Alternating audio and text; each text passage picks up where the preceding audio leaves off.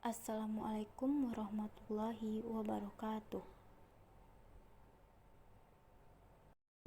Perkenalkan, saya Eldar Semayanti Putri, NIM 203035. Di sini saya akan menjelaskan tentang epidemiologi kecelakaan lalu lintas dengan dosen pengampu Ibu Oktariani Dasril MKes. Di sini yang pertama yang akan saya jelaskan yaitu definisi kecelakaan lalu lintas. Menurut Undang-Undang Nomor 22 Tahun 2009, kecelakaan lalu lintas adalah suatu peristiwa di jalan yang tidak dapat diduga dan tidak disengaja melibatkan kendaraan dengan atau tanpa pengguna jalan lain yang mengakibatkan korban manusia atau kerugian harta benda. Korban kecelakaan lalu lintas sebagaimana yang dimaksud dalam ayat 1 disebutkan dalam pasal 93 ayat 2 antara lain yaitu korban mati, korban luka berat, dan korban luka ringan. Selanjutnya yaitu distribusi kecelakaan lalu lintas. Yang pertama yaitu man atau orang, yaitu umur. Distribusi karakteristik berdasarkan umur pada kecelakaan lalu lintas bahwa banyak orang yang tergolong usia remaja yang mengalami kecelakaan lalu lintas. Menurut WHO, dalam Global Status on Road Safety 2015 menyatakan bahwa kecelakaan lalu lintas adalah penyebab kematian nomor 1 pada kelompok orang dengan usia 15-29 tahun. Yang kedua yaitu jenis kelamin.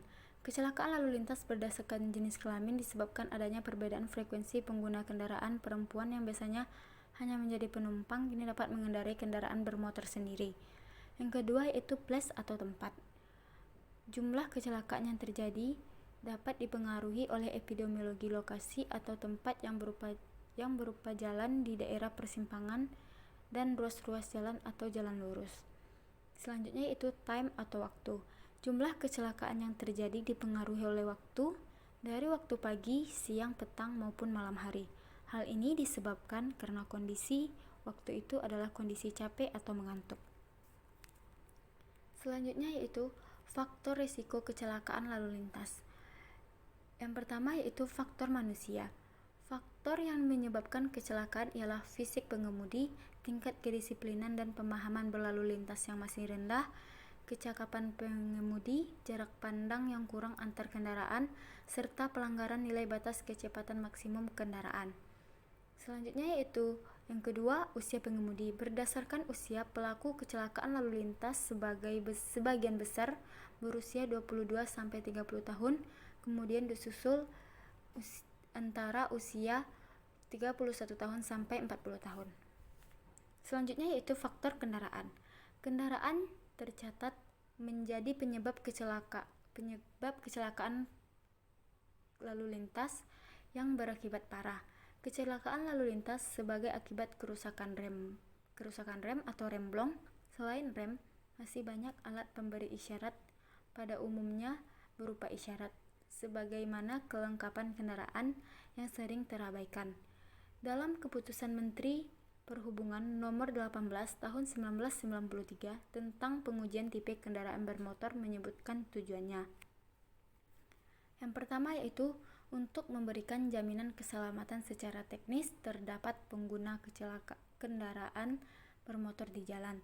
Yang kedua yaitu melestarikan lingkungan dari kemungkinan yang diakibatkan oleh pengguna kendaraan bermotor di jalan. Selanjutnya yaitu faktor lingkungan dan jalan. Penyebab kecelakaan lalu lintas lainnya yaitu faktor lingkungan, sebagai contoh yaitu adanya hujan yang sangat lebat, angin kencang, asap kabut, kemudian kondisi jalan dapat pula menjadi salah satu sebab terjadinya kecelakaan lalu lintas.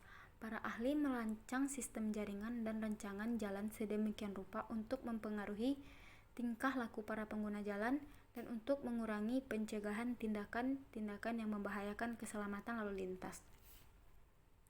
Seperti pada gambar, yaitu contoh yang pertama, contoh dari hujan yang sangat lebat di jalan, yang kedua yaitu angin kencang, dan yang kedua yaitu angin kencang yang menyebabkan beberapa pepohonan runtuh di jalan, dan yang ketiga yaitu asap kabut. Selanjutnya yaitu klasifikasi kecelakaan lalu lintas menurut jumlah kendaraan yang terlibat tabrakan. Yang pertama yaitu kecelakaan tunggal. Kecelakaan yang hanya melibatkan satu kendaraan bermotor dan tidak melibatkan pengguna jalan lain. Contohnya menabrak pohon. Yang kedua yaitu kecelakaan ganda.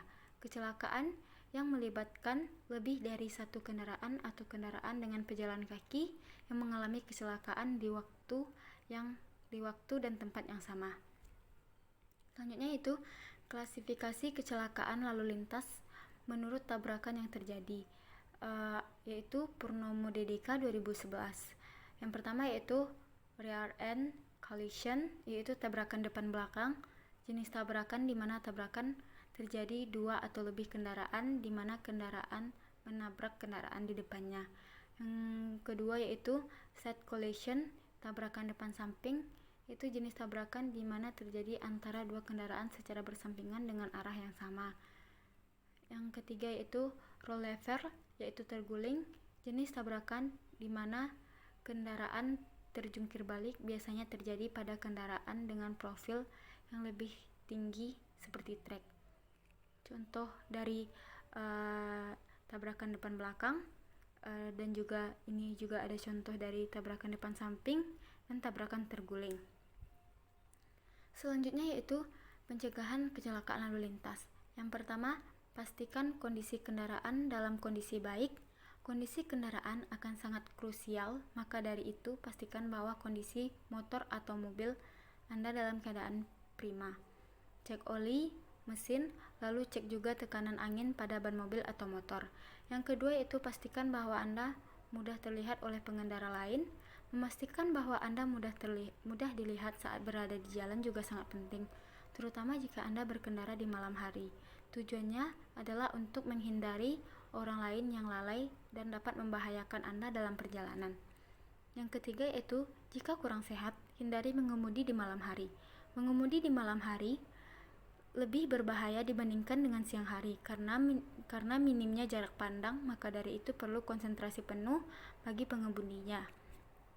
Yang keempat yaitu selalu taati aturan berkendara dalam mengendarai kendaraan bermotor. Ada banyak sekali aturan yang perlu Anda taati saat Anda mendapatkan SIM, maka seharusnya sudah diuji dengan segudang peraturan dan tata cara mengendarai kendaraan bermotor dengan benar, mempelajari aturannya dan taati terus aturan berkendara dengan baik. Itulah materi yang dapat saya sampaikan mengenai epidemiologi kecelakaan lalu lintas. Terima kasih. Assalamualaikum warahmatullahi wabarakatuh.